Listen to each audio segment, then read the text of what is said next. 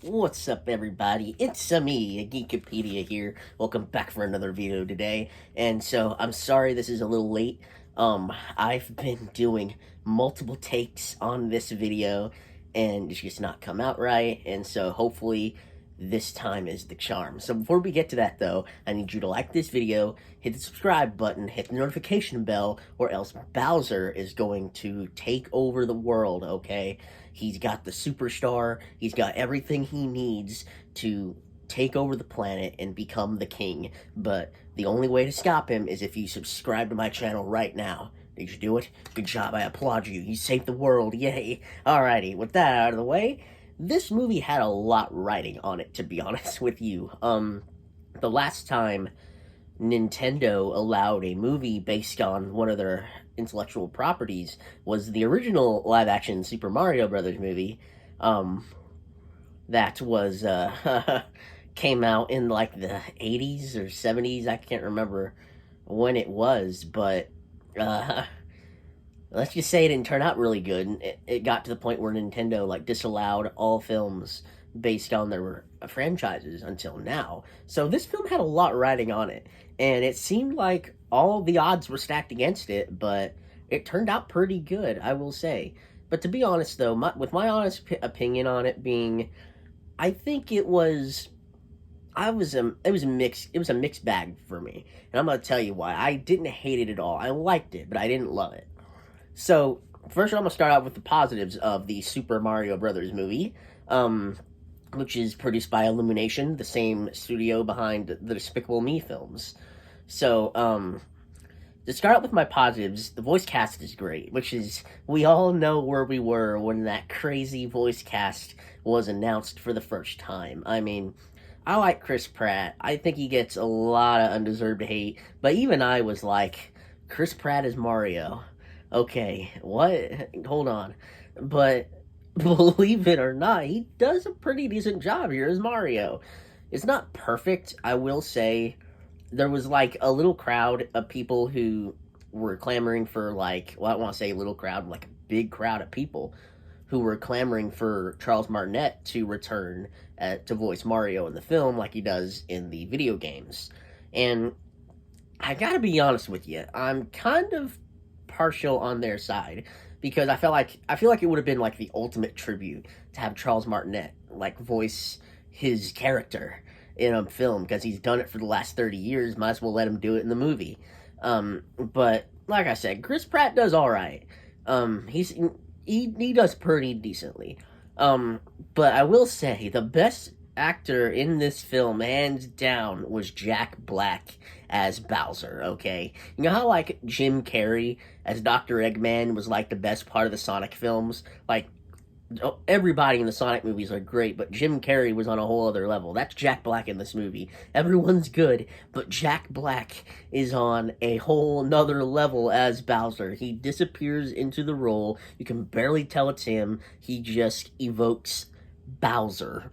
And I just love that. I love Jack Black as an actor, and he was literally, I think he's probably the only actor from that initial casting announcement that I was, like, not confused about, because to me it made sense. I thought, okay, he wasn't my first idea, but now that you're saying that, it's a pretty good idea.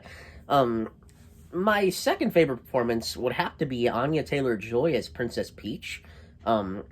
I thought she did really good as Peach, and this film builds on Peach's backstory in a way that I didn't expect it to, and in a way that the games haven't really dived into as far as, like, I remember. In this film, it's revealed that Peach was a human who, through one way or another, found herself into the Mushroom Kingdom, was raised by the Toads, and when she got old enough, she was made the princess of the Mushroom Kingdom. And so, to be honest with you, I wouldn't mind a prequel film explaining, like, Peach's backstory in full. That would be really cool if they did that. I'm not gonna lie to you guys. So, with that said, too, her chemistry with Mario, like, it was pretty good. It wasn't perfect, but they were kind of playing them off as more, like, mutual friends that were slowly starting to develop romantic feelings for each other, because I feel like the writers behind this film were like, well, everybody knows Mario and Peach, they get together, so it makes sense.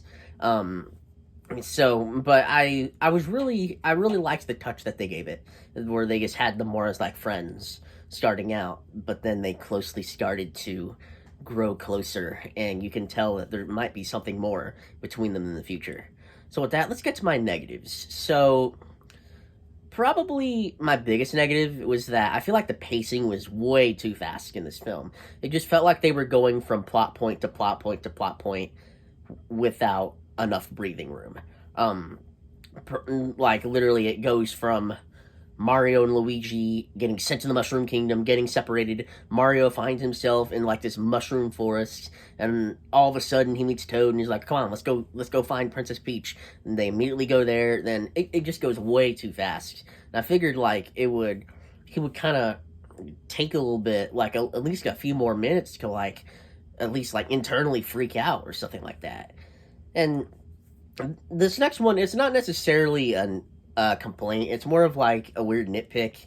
You could tell there were some parts of this movie that it felt like they were building the whole plot around like Easter eggs and nostalgia. Because specifically being the whole, I kid you not, third act, well, beginning of the third act, they make it like a big plot point where the only way they can get to Bowser's like castle or wherever is to drive carts and go on Rainbow Road like Mario Kart.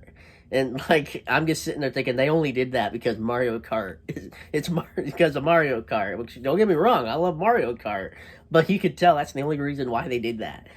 But uh, with that said, though, this was a pretty solid movie. Not perfect. Um, I know a lot of people loved it. I liked it a lot. There was something I wish it done differently, like I said, with the pacing and stuff like that. But overall, pretty good movie. I'm not gonna lie. I'm probably gonna have to give this one. I'm gonna give this one a B plus.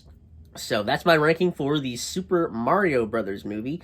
If you liked this video, don't forget to hit the like button and subscribe to my channel and hit the notification bell so you know firsthand when my next videos drop. Next, I'm doing something involving Five Nights at Freddy's, and you're not going to want to miss that. And of course, my Dragon Ball Z series review is going to be continuing in the next couple of weeks, so be on the lookout for that. So with that said, remember, God loves you and I love you too. This has been Geekopedia, and I'll see you guys next time.